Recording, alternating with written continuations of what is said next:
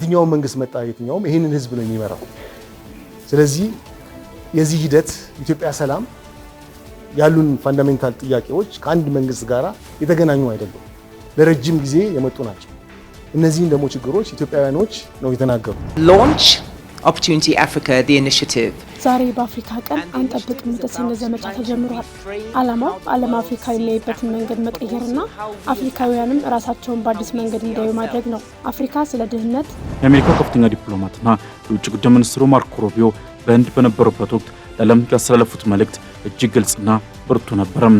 ወይ ጥሩ ስምምነት ይኖርናል፣ ካልሆነ ግን ጉዳዩን በሌላ መንገድ ለመፍታት እንገደዳለን በማለትም የአሜሪካን ወታደራዊ ጡንቻ ዳግም አሳይተዋል። በመካከለኛው ምስራቅ በተከሰተው ግጭት ምክንያት የነዳጅ ማጓጓዣ መስመሮች በመስተጓጎላቸው የዓለማችን ሶስተኛዋ ትልቋ የነዳጅ አስመጪ ሀገር ህንድ የነዳጅ ፍላጎቷን ለማሟላት ፊቷን ወደ አፍሪካ ሀገራት ማዞሯ ተገልጿል። ጤና ይስጥልን የተወደዳችሁ ተመልካቾቻችን፣ ሀገሬ ዜና አርዕስቶችን አስቀድሞ ተጀምሯል። በዛሬው ዜና ሰዓታችን ከሀገር ውስጥ እንዲሁም ከውጭ በርከት ያሉ መረጃዎችን ይዘናል። አብራችሁ እንድትቆዩ ደግሞ አክብሮታዊ ግብዣችን ነው። እሱ ባለው ጋሻው ነኝ። ቀዳሚ ወደምናደርገው ዜና እናልፋለን።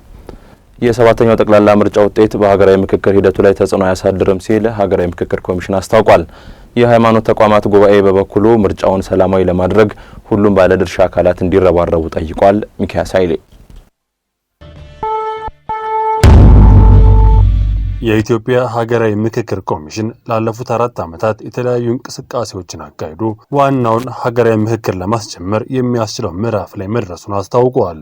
ግንቦት 24 ቀን 2018 ዓመተ ምህረት ከሚካሄደው ጠቅላላ ምርጫ በኋላ መካሄድ እንደሚጀምር የሚጠበቀው ሀገራዊ ምክክር ጉባኤው በአንገብጋቢ ሀገራዊ ጉዳዮች ላይ ምክረ ሀሳቦችን እንደሚያስቀምጥም ይገለጻል። በጠቅላላ ምርጫ አሸንፎ ስልጣን የሚይዘው መንግስት ደግሞ ለእነዚህ ምክረ ሀሳቦች ተግባራዊነት ትልቁ ሚና የሚይዝም ነው። የመጪው ምርጫ ውጤት በሀገራዊ ምክክር ላይ የሚያስከትለው ተጽዕኖ ይኖር ይሆን ወይ የሚል ጥያቄ ያቀረብንላቸው የሀገራዊ ምክክር ኮሚሽን ኮሚሽነር ዶክተር አምባይ ኦጋቶ የምክክር ሂደት የትኛውንም በምርጫ የተመረጠ አካል ሊጠቀምበትና ሊያስቀጥለው በሚችል መንገድ እየተከናወነ የሚገኝ ነው ብለዋል። ኢትዮጵያውያኖች ተናግረዋል። የትኛው መንግስት መጣ የትኛውም ይሄንን ህዝብ ነው የሚመራው። ስለዚህ የዚህ ሂደት ኢትዮጵያ ሰላም ያሉን ፋንዳሜንታል ጥያቄዎች ከአንድ መንግስት ጋራ የተገናኙ አይደሉም፣ ለረጅም ጊዜ የመጡ ናቸው። እነዚህን ደግሞ ችግሮች ኢትዮጵያውያኖች ነው የተናገሩት። ስለዚህ የሚመጣው መንግስት ይሄም ሆነ ሌላ መንግስት ኢትዮጵያውያኖችን ድምጽ የማክበር የመስማት የማድመጥና የመተግበር ግዴታ አለበት ብለን እናምናለን። ስለዚህ የህዝብ ድምጽ ነው ይዘን የምንሄደው እንጂ ከተወሰነ ፓርቲ ጋራ ከተወሰነ መንግስት ጋራ ያሉ አይደሉም።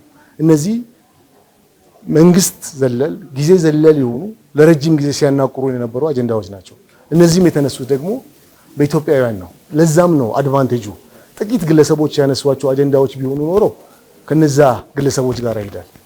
ስለዚህ በሁሉም የኢትዮጵያ ክልሎች ውስጥ ጥያቄዎች ስለ ሀገር ያሉ ጥያቄዎች እነዚህ ናቸው ብሎ ነው ያነሱትና ያ አሳስበን እንደ ሀገራዊ ምክክር ያሉ ሂደቶች ውጤታማ ለማድረግ ሰላማዊ ምርጫ ሂደት ብሎም የስልጣን ሽግግር እንደሚያስፈልግም ነው። ሁሉም የሃይማኖት አባቶች ምርጫው ሰላማዊ ሆኖ እንዲጠናቀቅ የበኩላቸው ሚና ሊወጡ እንደሚገባ የሚጠቁሙት የሃይማኖት ተቋማት ጉባኤ ጠቅላይ ጸሐፊ ቀሲስ ታጋይ ታደለ ሁሉም የህብረተሰብ ክፍል ምርጫውን ሰላማዊ በማድረግ ረገድ የበኩሉን ሊወጣ እንደሚገባም ጠቁመዋል። ሃይማኖት አባቶች ከተለያዩ አጀንዳዎች ጋር የተያዙ ቅራኔዎችን እና አለመግባባቶችን ወደ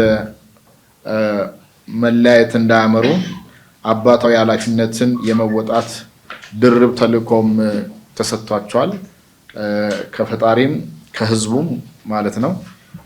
ከዚህ አንፃር በሀገር ደረጃ በሚደረጉ ተግባራት ላይ የሚሳተፉ ሁሉም አካላት ሀገርና ህዝብን በማስቀደም አለመግባባትንና ቅራኔን ከሚፈጥሩ ተግባራት እና ንግግሮች እንዲታቀቡ የሃይማኖት አባቶች የመምከር የመገሰጽ ኃላፊነት ሊወጡ ይገባል ብለን እናምናለን።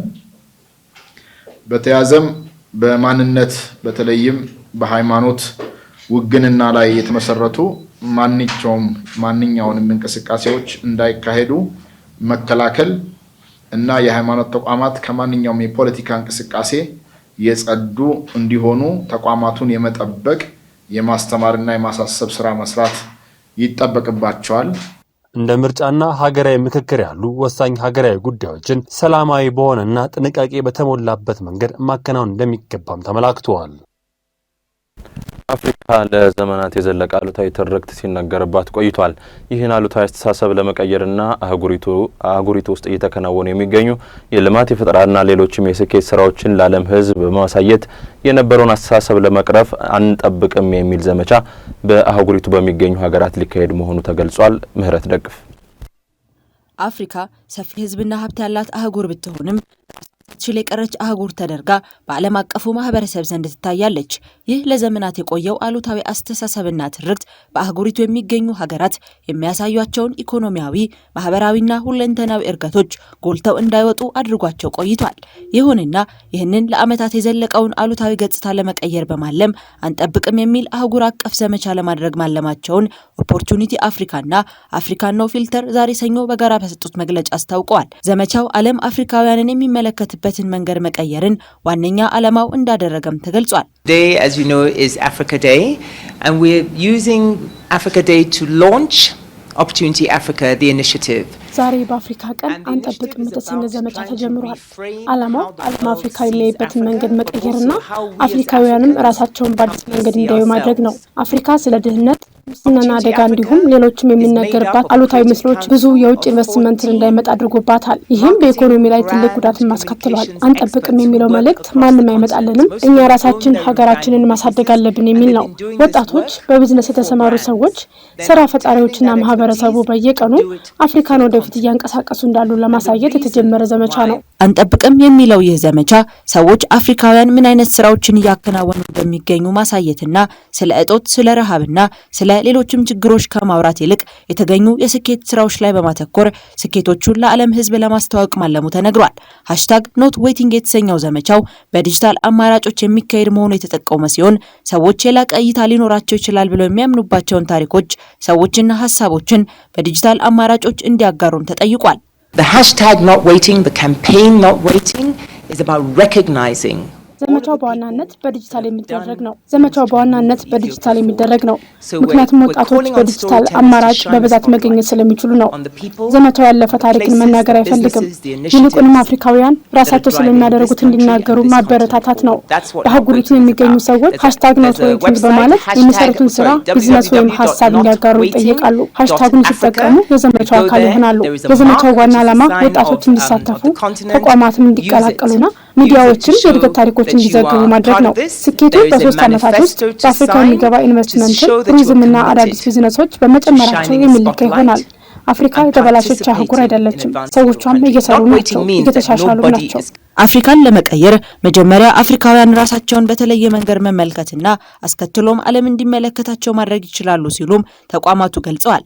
ዘመቻው በመላው አፍሪካ ከዛሬ ግንቦት 17 ቀን ጀምሮ የሚደረግ መሆኑም ተነግሯል። አፍሪካን ኖ ፊልተር ስለ አፍሪካ የተዛባ ትረካዎችን ለመቀየርና የአህጉሪቱን ትክክለኛ ግንዛቤ ለመደገፍ የሚሰራ ተሟጋች ድርጅት መሆኑን፣ ኦፖርቹኒቲ አፍሪካ ደግሞ አህጉሪቱን ወደፊት የሚያራምዱ ሰዎችን፣ ሀሳቦችን፣ ንግዶችንና ተነሳሽነትን ለማሳየት የሚሰራ የፓን አፍሪካን እንቅስቃሴን የሚያሳልጥ ድርጅት መሆኑም በመግለጫው ተጠቅሷል። የአሜሪካ እስራኤልና የኢራን ጦርነት አሁን የጦር ሜዳውን ትቶ ወደ ሚስጥራዊ ድርድር ጠረጴዛዎችና የቃላት ጦርነት አምርቷል። የውጭ ጉዳይ ሚኒስትሩ ማርኮ ሩቢዮ ወይ ስምምነት ወይም ሌላ አማራጭ ሲሉ ያስተላለፉት ብርቱ ማስጠንቀቂያና ዶናልድ ትራምፕ ጥሩ ስምምነት ካልሆነ አልፈርምም የሚለው አቋማቸው ቀጣናውን አዲስ ውጥረት ውስጥ ከቶታል። ኢራን በበኩሏ ለኃይል ወይም ለዛቻ አልንበረከክም በማለት ለሁሉም አማራጮች መዘጋጀቷን እየገለጸች ነው። ሙሴ ከበደ ዝርዝሩን አዘጋጅቷል። በአሁኑ ሰዓት ዓለም አቀፍ ፖለቲካዊ መድረክ እጅግ አስፈሪ በሆነ አዙሪት ውስጥ ይገኛል። በዋሽንግተንና በቴህራን መካከል ያለው ፍጥጫ አሁን የደረሰበት ደረጃ ዓለምን ወደ ታላቅ የሰላም ስምምነት ካልሆነም ወደማይቀረው አውዳሚ ኒውክሌር ሰዓት ሊገፋት በሚችል መስቀለኛ መንገድ ላይ ቆሟል። የአሜሪካው ከፍተኛ ዲፕሎማትና የውጭ ጉዳይ ሚኒስትሩ ማርኮ ሩቢዮ በህንድ በነበሩበት ወቅት ለዓለም ያስተላለፉት መልእክት እጅግ ግልጽና ብርቱ ነበረ። ወይ ጥሩ ስምምነት ይኖረናል፣ ካልሆነ ግን ጉዳዩን በሌላ መንገድ ለመፍታት እንገደዳለን በማለትም የአሜሪካን ወታደራዊ ጡንቻ ዳግም አሳይተዋል። ይህ ሌላ መንገድ ተብሎ የተገለጸው አገላለጽም ዲፕሎማሲው ካልተሳካ አሜሪካና እስራኤል ወደ ለየለትና አውዳሚ ወደ ሆነው ወታደራዊ ጥቃት ለመመለስ ዝግጁ መሆናቸውን ከሚጠቁም የወረቀት ላይ ሳይሆን የባሩድ ሽታ ያለው ማስጠንቀቂያ ነው።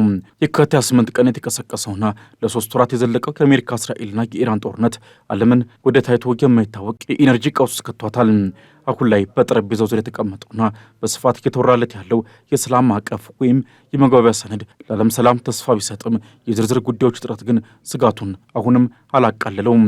ማርኮ ሩቢዮ በኒው ዴልሂ ለጋዜጠኞች ሲናገሩ ዋሽንግተን ለዲፕሎማሲ መፍትሄ እያንዳንዱ ዕድል ለመስጠት እንደምትሞክር ገልጸው ሆኖም ግን ኢራን የሆርሙዝን የባህር ሰርጥ መዝጋትና የኒኩሌር ዩራኒየም የማከማቸት ፍላጎቷን ካላቆመች ውጤቱ የከፋ ይሆናል ብለዋል።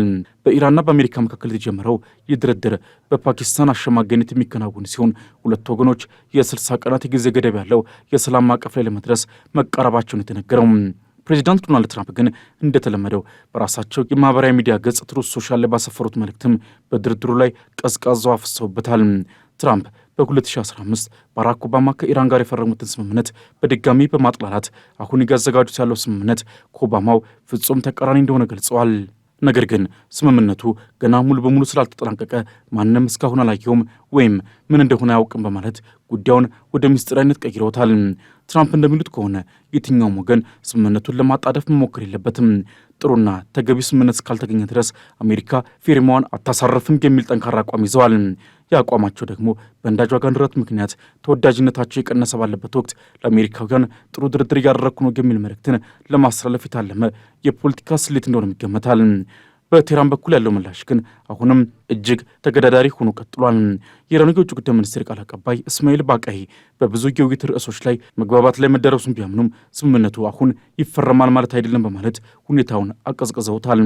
ባቃይ በሰጡት መግለጫ አሜሪካ በኢራን ላይ የምታሳየውን ዛቻና ጫና የምዕራቢያንን ፖለቲካ መገለጫ በማለት አጣጥሎታል።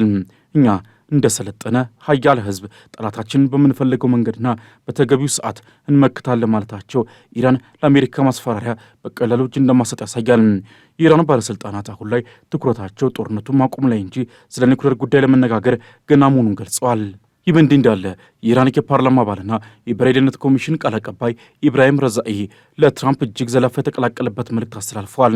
በወታደራዊ ጦርነት ወቅት ታክቲካችን አይን ስለ አይን ነበረም፣ በዲፕሎማሲ ጦርነት ደግሞ ድርጊት ስለ ድርጊት ይሆናል ብለዋል። ሬዛ ያክለውም የትራምፕን ዛቻ አትመኑ፣ ጊዜው ያለው በአሜሪካውያን ላይ ነው። ስምምነት ከፈለጉ ይደራደሩ፣ ካልሆነ ግን $6 ነዳጅ ዋጋን እየከፈሉ በዛቻቸው የቆዩ በማለት የአሜሪካን የኢኮኖሚ ህመም በቁስሉ ላይ ነቅተዋል። የሚያሳየው ኢራን በአሜሪካ ላይ ያላት የበላይነት በነዳጅ ገበያው ላይ መሆኑን በሚገባ እንደተረዳችና ይህንን ካርድ ለድርድር እየተጠቀመች እንደምትቀጥል ገልጸዋል።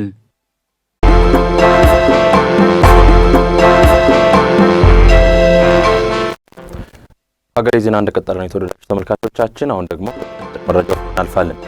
የህዝብ ተወካዮች ምክር ቤት የውጭ ግንኙነትና የሰላም ጉዳዮች ቋሚ ኮሚቴ በኢትዮጵያና በሩሲያ ፌዴሬሽን መንግስታት መካከል የጋራ የባዮሎጂ ምርምር ማዕከል ለማቋቋም በተፈረመው ስምምነትና ረቂቅ አዋጅ ዙሪያ የአስረጂዎች መድረክ አካሂዷል።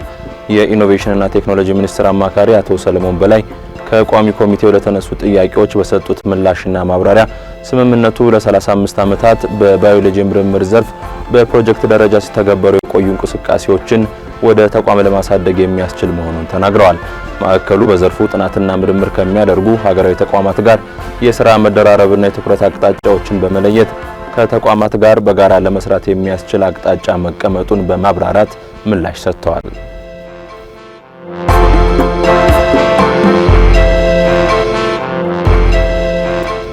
የኢትዮጵያ እስልምና ጉዳዮች ጠቅላይ ምክር ቤት 1447ኛውን የኢድ አል አድሃ አረፋ በዓል አስመልክቶ ለመላው የእምነቱ ተከታዮች የእንኳን አደረሳችሁ መልእክት አስተላልፏል። የምክር ቤቱ ተቀዳሚ ምክትል ፕሬዝዳንት ሼህ አብዱል ከሪም ሼህ በድረዲን በሰጡት መግለጫ በዓሉ የሰላም የአብሮነትና የፍቅር እንዲሆን መልካም ምኞታቸውን ገልጸዋል። የኢድ አል አድሃ አረፋ በዓልን ስናከብር የመረዳዳትና የአብሮነት እሴቶቻችንን መሰረት ባደረገ መልኩ ሊሆን ይገባልን ብለዋል። ይህንን እሴት በተግባር ለማዋልም ምእመናን በዓሉን የተቸገሩ ወገኖቻቸውን በመደገፍና በመርዳት ሊያከብሩት እንደሚገባ ገልጸዋል። በዓሉ የህዝብ አንድነት ይበልጥ የሚጠናከርበትና የመረዳዳት እሴቶች የሚጎለብቱበት ነው ያሉት ተቀዳሚ ምክትል ፕሬዝዳንቱ ድጋፍ የሚያስፈልጋቸውን ወገኖች ማሰብ፣ በመረዳዳትና በመደጋገፍ ማክበር ከበዓሉ መንፈስ የሚጠበቅ መሆኑን አስገንዝበዋል። የዘንድሮው 1447ኛው የኢድ አል አድሃ አረፋ በዓል የፊታችን ረቡዕ ግንቦት 19 ቀን 2018 ዓ.ም እንደሚከበር የፌዴራል ጠቅላይ ሸሪዓ ፍርድ ቤት መግለጹ ይታወሳል።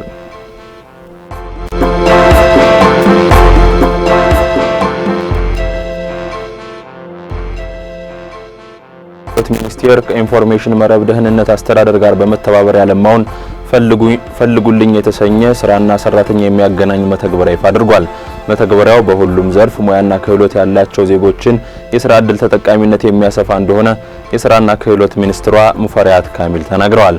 መተግበሪያውን ከፋይዳና የኢትዮጵያ የሥራ ገበያ መረጃ ስርዓት ጋር በማስተሳሰር በተለያዩ የቋንቋ አማራጮች ተደራሽ የማድረግ ዕድል መፈጠሩንም አስረድተዋል። የኢንፎርሜሽን መረብ ደህንነት አስተዳደር ዋና ዳይሬክተር ትዕግስት ሐሚድ መተግበሪያው በሀገር በቀል የቴክኖሎጂ ዕውቀት የለማና ደህንነቱ የተጠበቀ ነው ብለዋል። 5 የሀገር ውስጥ ቋንቋዎችና አጭር የስልክ መልእክት አማራጭ በመተግበሪያው መካተታቸውንም ኢዜአ ዘግቧል።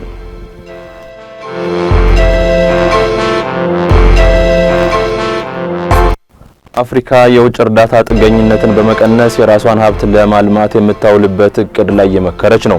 የአፍሪካ ልማት ባንክ በኮንጎ ሪፐብሊክ እያካሄደ ባለው ዓመታዊ ጉባኤ ከበለጸጉ ሀገራት የሚገኘው እርዳታ በከፍተኛ ሁኔታ መቀነሱን አስታውቋል።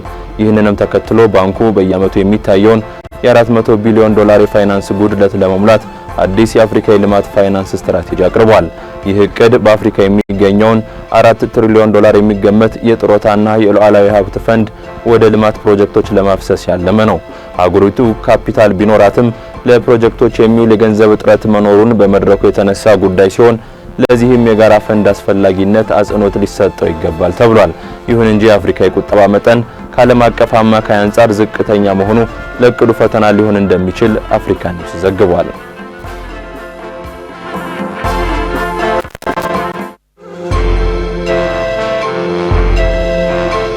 የካቶሊካዊት ቤተክርስቲያን ሊቀ ጳጳስ ሊዮ ሀገራት የሰው ሰራሽ አስተውሎት ኤአይን እድገት እንዲያዘገዩ ጥሪ ያቀረቡ።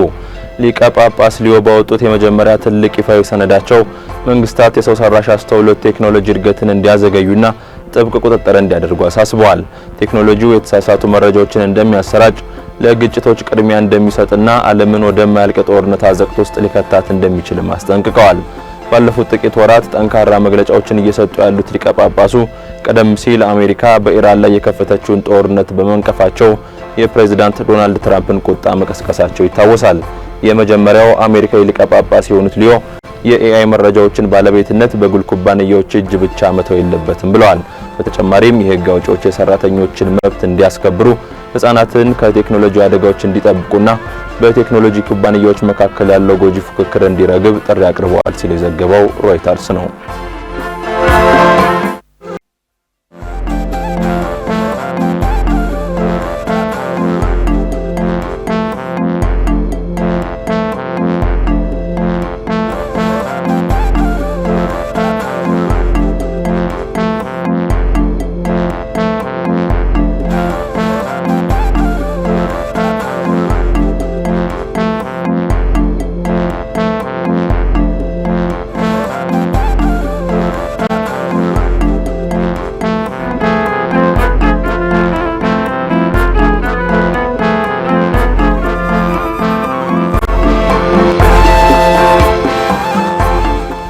ቢዝነስ ጥንቅራችንን እናልፋለን። የተወደዳችሁ ተመልካቾቻችን ህንድ የነዳጅ ፍላጎቷን ለማሟላት ፊቷን ወደ አፍሪካ ሀገራት ማዞሯ ተሰምቷል።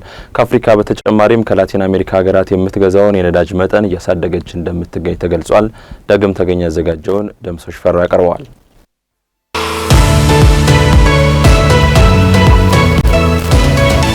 በመካከለኛው ምስራቅ በተከሰተው ግጭት ምክንያት የነዳጅ ማጓጓዣ መስመሮች በመስተጓጎላቸው የዓለማችን ሶስተኛዋ ትልቋ የነዳጅ አስመጪ ሀገር ህንድ የነዳጅ ፍላጎቷን ለማሟላት ፊቷን ወደ አፍሪካ ሀገራት ማዞሯ ተገልጿል። የንግድ መረጃዎች እንደሚያመለክቱት በእስራኤል አሜሪካና ኢራን መካከል ከተቀሰቀሰው ጦርነት ጋር ተያይዞ በሆርሙዝ የባህር ወሽመጥ ላይ የነዳጅ ማጓጓዣ መርከቦች እንቅስቃሴ በከፍተኛ ሁኔታ መገደባቸው በዓለም ኢኮኖሚ ላይ ጥላ እንዲያጠላ እያደረገ ይገኛል። ይህንን ተከትሎም ህንድ በዋነኛነት ከምትተማመንበት የመካከለኛው ምስራቅ ገበያ ያጣችውን የነዳጅ አቅርቦት ክፍተት ለመሙላት በግንቦት ወር ከናይጄሪያና ከአንጎላ የምታስገባውን የድፍድፍ ነዳጅ መጠን በከፍተኛ ሁኔታ ጨምራለች። ህንድ ከአፍሪካ ሀገራት በተጨማሪም ከላቲን አሜሪካዎቹ ቬንዙዌላና ብራዚልም አቅርቦቷን እያሳደገች እንደምትገኝ የሮይተርስ መረጃ ያመለክታል። ህንድ ጦርነቱ እስከፈነዳበት የካቲት ወር መጨረሻ ድረስ አብዛኛውን ድፍድፍ ነዳጅ የምታስመጣው በመልክዓ ምድር ቅርብ ከሆኑት የመካከለኛው ምስራቅ ሀገራት ነበር። ሆኖም የሆርሙዝ ወሽመጥን ተጠቅመው ነዳጅ ወደ ውጭ የሚልኩት እንደ ኢራቅ፣ ኩዌት፣ ኳታርና ባህሬን ያሉ ሀገራት አቅርቦት በመስተጓጎሉ የህንድ ነዳጅ አጣሪ ኩባንያዎች አማራጭ ገበያዎችን ለመፈለግ ተገደዋል።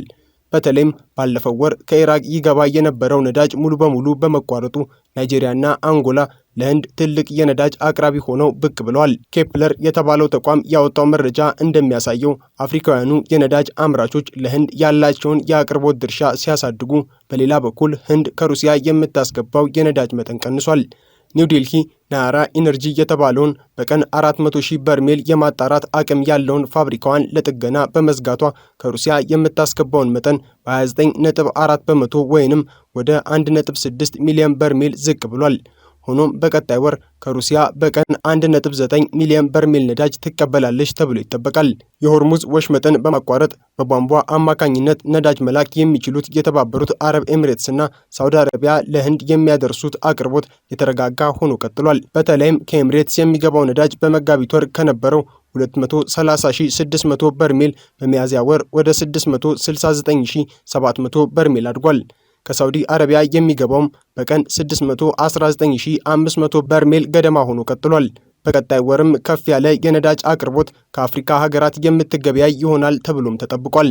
በአጠቃላይ ህንድ በሚያዝያ ወር በቀን 4.57 ሚሊዮን በርሜል ነዳጅ ያስገባች ሲሆን ይህ አሃዝ ከቀዳሚው ወር ጋር ተመሳሳይ ቢሆንም ካለፈው ዓመት ተመሳሳይ ወቅት ጋር ሲነጻጸር ግን የ15.5 በመቶ ቅናሽ አሳይቷል። ይሁን እንጂ የዓለም አቀፉ የፖለቲካና የጸጥታ መዛባት ለአፍሪካ ነዳጅ አምራች ሀገራት በተለይም ለናይጄሪያና ለአንጎላ ወደ እስያ ገበያ ጠልቀው እንዲገቡ ያልተጠበቀ መልካም አጋጣሚ ፈጥሮላቸዋል። ለአፍሪካ ሀገራት በተለይም ናይጄሪያ አንድ በርሜል ድፍድፍ ነዳጅ በ111.54 ዶላር አስከፍላ እንድትሸጥ እድል የፈጠረው ዋነኛው ምክንያት የተፎካካሪ ሀገራት ከገበያ መውጣት ነው። ባለፈው ወር ብቻ ህንድ ከኢራቅ ታስገባው የነበረው ከፍተኛ መጠን ያለው ነዳጅ ሙሉ በሙሉ ተቋርጧል። ኢራቅ ነዳጇን የምትልከው በሆርሙዝ ወሽመጥ በኩል በመሆኑ ይህ መስመር ሲዘጋ ለህንድ የምታደርገው አቅርቦት ዜሮ ገብቷል። ይህም የአፍሪካ አምራቾች ሰፊውን የህንድ ገበያ በከፍተኛ ዋጋ እንዲቆጣጠሩት በር ከፍቶላቸዋል።